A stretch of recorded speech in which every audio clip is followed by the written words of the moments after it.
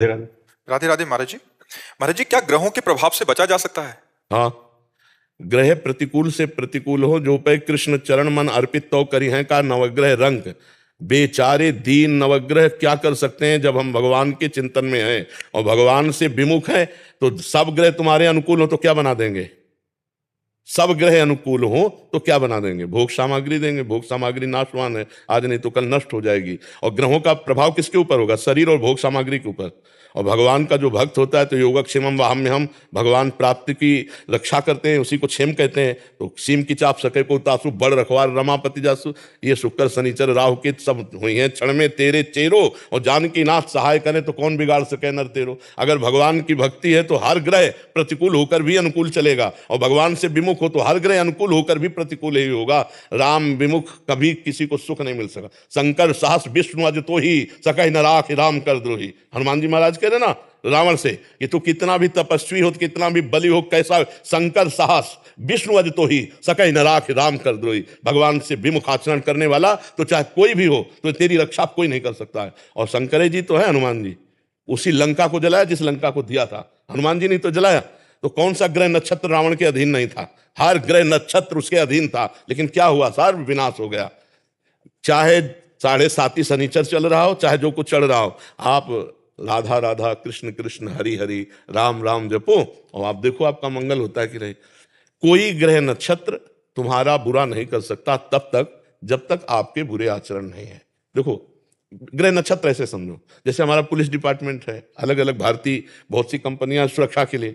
यदि आप कानून में सही चल रहे हो तो आपको सपोर्ट करेंगे, नहीं सपोर्ट करेंगे, आपकी रक्षा करेंगे। आप फोन कीजिए, आपकी रक्षा करेंगे। और आप कानून के खिलाफ चले तो मार डंडे आपको पीटेंगे और आपको सजा में पहुंचा देंगे। ये ग्रह नक्षत्र है। आप ये समझो, ग्रह नक्षत्र जितने हैं ये भगवान का शासन विभाग है। मैं यमराज से लेकर शनि राहु केतु सब। अब आपको मानव जीवन मिला, मनमानी पापाचरण करोगे तो आपको दंड देंगे, ये ग्रह दंड देंगे। और प्रगट में अगर नहीं फंसे तो अप्रकट में तुम्हारा मन तुम्हें जलाएगा। तुम्हारा मन ही तुम्हें चिंता शोकग्रस्त कर, ज्यादा बिगड़ जाए तो तुम्हारा मन तुम्हें शूट करने की आज्ञा दे देगा। होता है ना, समाज में देखते हो ना। कर्म हमारा को न काहू के सुख दुख कर दाता, निज कृत कर्म भोग सुन भ्राता। हमारा कर्म बिगड़ गया तो हमें भोगना पड़ेगा, और कर्म नहीं बिगड़ गया तो छाती चौड़ी करके घूमो, कोई बाल बांका नहीं कर सकता। चाहे ग्रह नक्षत्र हो, चाहे कोई भी हो त्रिभुवन में। और भगवान का आश्रय लेने से सब ग्रह नक्षत्र शांत हो जाते हैं। जैसे वृक्ष में मूल में पानी चढ़ा दो तो डाल पत्ता सब में चला जाता है, ऐसे हर ग्रह नक्षत्र सब आनंदित होता जाते हैं जब हम भगवान की आराधना करते हैं। कोई नहीं बिगाड़ सकता। जानकी नाथ सहाय करे तब कौन बिगाड़ सके नर तेरो। जो पे कृष्ण चरण मन अर्पित तो करिहे का नवग्रह रंग। भाई पक्की बात मान लो। अभिनव निगम जी। जय जय श्री राधे। राधे राधे महाराज जी, आपके चरणों में कोटि कोटि प्रणाम। गुरुदेव भगवान, भगवान के अत्यंत प्रिय भक्तों के क्या लक्षण होते हैं? कोई भगवान का अत्यंत प्रिय भक्त कैसे बन सकता है? सबसे पहला लक्षण भक्त का है भगवान का निरंतर चिंतन। देवर्षि नारद जी कहते हैं तदर्पिता अखिलाचारिता तद्विस्मरणेन परम व्याकुलते। सबसे पहला लक्षण, जितने भी आचरण हों वो भगवान के लिए हों और भगवान को समर्पित किए जाएं, और भगवान का निरंतर इतना स्मरण प्रिय हो जाए कि जैसे मछली को पानी प्राण प्रिय है, अगर उसको अलग कर दे तो छटपटाने लगेगी, वो प्राण त्याग देगी। तद स्मरणेन परम व्याकुलतेति, भगवान के स्मरण में इतनी प्रियता हो जाए कि ऐसा लगे कि भूल गए क्या, तो उसके प्राण व्याकुल हो जाए। उत्तम भागवत के लक्षण। त्रिभुवन की राजलक्ष्मी देने पर भी जो आधे पल के लिए अपने प्रभु का स्मरण ना छोड़े उसे महाभागवत कहते हैं।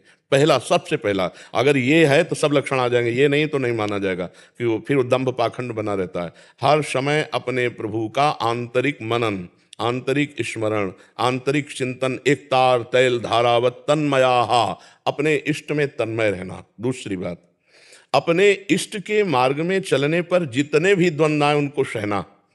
जैसे मान है और अपमान है, तो मान में हर्ष रूपी विकार होता है और अपमान में शोक रूपी विकार होता है। तो ना हर्ष आने पावे ना शोक। सम शत्रु मित्र सम जानि, मान मान अपमान सम, दुख सुख लाभ न हानि।